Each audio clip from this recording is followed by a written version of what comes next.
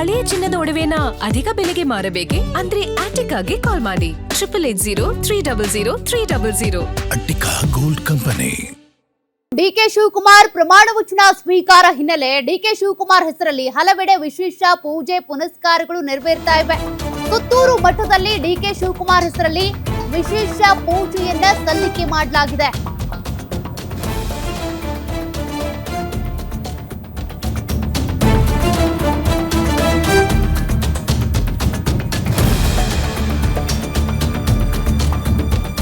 ಸುತ್ತೂರು ಮಠದಲ್ಲಿ ಡಿಕೆ ಶಿವಕುಮಾರ್ ಅವರ ಹೆಸರಲ್ಲಿ ವಿಶೇಷ ಪೂಜೆ ಸಲ್ಲಿಕೆ ಮಾಡಲಾಗಿದೆ. ಸುತ್ತೂರು ಮಠದಲ್ಲಿ ಪೂಜೆ ಸಲ್ಲಿಸಿ ಪ್ರಸಾದ ತಂದಂತ ಅರ್ಚಕರು ಸದಾಶಿವನಗರದ ನಿವಾಸಕ್ಕೆ ಪ್ರಸಾದ ತಂದು ಕೊಟ್ಟಿದ್ದಾರೆ. ಅರ್ಚಕರು ಡಿಕೆ ಶಿವಕುಮಾರ್ ಅವರ ಹೆಸರಲ್ಲಿ ವಿಶೇಷವಾಗಿ ಅರ್ಚನೆ ಮಾಡಿ ಪೂಜೆಯನ್ನ ಸಲ್ಲಿಸಿ ಆ ದೇವರ ಪ್ರಸಾದವನ್ನ ತಂದುಕೊಟ್ಟಿದ್ದಾರೆ. ಸದಾಶಿವನಗರದ ನಿವಾಸಕ್ಕೇನೆ ಡಿಕೆ ಶಿವಕುಮಾರ್ ಅವರಿಗೆ ಪ್ರಸಾದವನ್ನ ತಲುಪಿಸಿದಂತ ಅರ್ಚಕರು.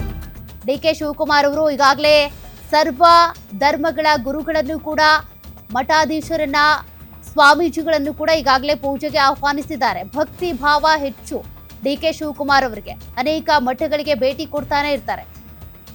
ಸದ್ಯ ಅವರಿಗೆ ಅವರ ಹೆಸರಲ್ಲಿ ವಿವಿಧ ಮಠಗಳಲ್ಲಿ ದೇವಸ್ಥಾನಗಳಲ್ಲಿ ಪೂಜೆ ಪುನಸ್ಕಾರಗಳು ನೆರವೇರ್ತಾ ಇರುತ್ತೆ.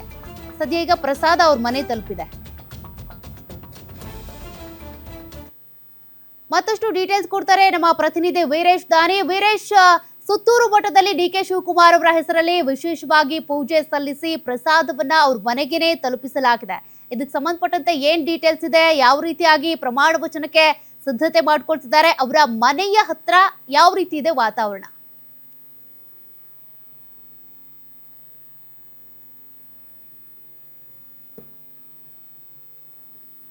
ಡಿಕೆ ಶಿವಕುಮಾರ್ ಅವರದು ಇಂದಿನಿಂದ ಯುಗಾರಂಭ ಆರಂಭವಾಗ್ತಾ ಇರುವಂತದ್ದು. ಡಿಕೆ ಶಿವಕುಮಾರ್ ಅವರು ಇವತ್ತು ಮುಖ್ಯಮಂತ್ರಿಯಾಗಿ ಪ್ರಮಾಣ ವಚನ ಸ್ವೀಕರಿಸ್ತಾ ಇರೋ ಹಿನ್ನೆಲೆಯಲ್ಲಿ ಅವರ ಅಭಿಮಾನಿಗಳಾಗಿರ್ಬೋದು, ಕಾಂಗ್ರೆಸ್ ಪಕ್ಷದ ಕಾರ್ಯಕರ್ತರು ಬೇರೆ ಬೇರೆ ದೇವಸ್ಥಾನದಲ್ಲೂ ಸಹ ವಿಶೇಷ ಪೂಜೆಯನ್ನ ಒಂದ್ ಕಡೆ ಸಲ್ಲಿಸ್ತಾ ಇರುವಂತದ್ದು.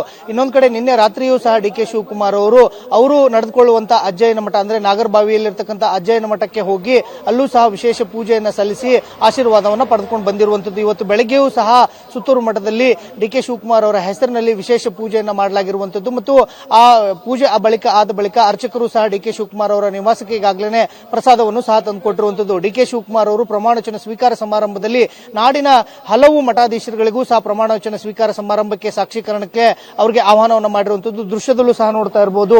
ಬೆಳಗ್ಗೆಯಿಂದಲೂ ಸಹ ಡಿಕೆ ಶಿವಕುಮಾರ್ ಅವರನ್ನ ಅಭಿನಂದಿಸಲಿಕ್ಕೆ ಬೇರೆ ಬೇರೆ ಕಡೆಯಿಂದಲೂ ಸಹ ಸಾಕಷ್ಟು ಸಂಖ್ಯೆಯಲ್ಲಿ ಅಭಿಮಾನಿಗಳು ಆಗಮಿಸ್ತಾ ಇರುವಂತದ್ದು.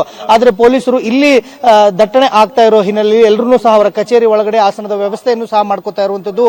ಪೊಲೀಸರು ಸಹ ಸಾಕಷ್ಟು ಬಿಗಿ ಬಂದೋಬಸ್ತನ್ನು ಸಹ ಮಾಡಿಕೊಂಡಿರುವಂತದ್ದು ದೃಶ್ಯದಲ್ಲೂ ಸಹ ನೋಡ್ತಾ ಇರಬಹುದು. ಕುಂದಗೋಳದ ಮಾಜಿ ಶಾಸಕ ಆಗಿರ್ತಕ್ಕಂಥ ಶಿವಳ್ಳಿ ಅವರು ಸಹ ಆಗಮಿಸಿರುವಂತದ್ದು. ಎಲ್ಲರೂ ಸಹ ಬೆಳಗ್ಗೆಯಿಂದನೂ ಸಹ ಡಿಕೆ ಶಿವಕುಮಾರ್ ಅವರನ್ನ ಅಭಿನಂದಿಸಲಿಕ್ಕೋಸ್ಕರ ಬೆಳಗ್ಗೆಯಿಂದನೂ ಸಹ ಆಗಮಿಸ್ತಾ ಇರುವಂತದ್ದು. ಇನ್ನೊಂದು ಕಡೆ ಡಿಕೆ ಶಿವಕುಮಾರ್ ಅವರ ಪ್ರಮಾಣ ವಚನ ಸ್ವೀಕಾರ ಸಮಾರಂಭಕ್ಕೆ ಈಗಾಗಲೇ ಲೋಕಭವನದಲ್ಲಿ ಎಲ್ಲ ರೀತಿಯಾದಂತಹ ಸಿದ್ಧತೆಗಳನ್ನು ಸಹ ಮಾಡಲಾಗಿರುವಂತದ್ದು. ವಿಶೇಷವಾಗಿ ಇವತ್ತಿನ ಮುಖ್ಯಮಂತ್ರಿಯ ಪ್ರಮಾಣ ವಚನ ಸ್ವೀಕಾರ ಸಮಾರಂಭ ಸಾಕಷ್ಟು ಸಾಕ್ಷೀಕರಣ ಆಗ್ತಾ ಇರುವಂತದ್ದು. ಯಾಕಂತಂದ್ರೆ ಡಿಕೆ ಶಿವಕುಮಾರ್ ಅವರು ಮೊದಲೇ ಹೇಳಿ ಕೇಳಿ ದೈವ ಭಕ್ತರು, ಸ್ವಾಮೀಜಿಗಳನ್ನ ಗೌರವಿಸುವಂತವರು. ಹೀಗಾಗಿನೇ ಡಿಕೆ ಶಿವಕುಮಾರ್ ಅವರ ಪ್ರಮಾಣ ವಚನ ಸ್ವೀಕಾರ ಸಮಾರಂಭದಲ್ಲಿ ಇವತ್ತು ಸರ್ವ ಧರ್ಮದ ಸ್ವಾಮೀಜಿಗಳು ಎಲ್ಲರೂ ಸಹ ಭಾಗಿಯಾಗ್ತಾ ಇರುವಂತದ್ದು ವಿಶೇಷ ಅಂತ ಹೇಳ್ಬೋದು. ಸೌಖ್ಯ. Okay, thank you Veeresh ಡೀಟೇಲ್ಸ್ಗೆ.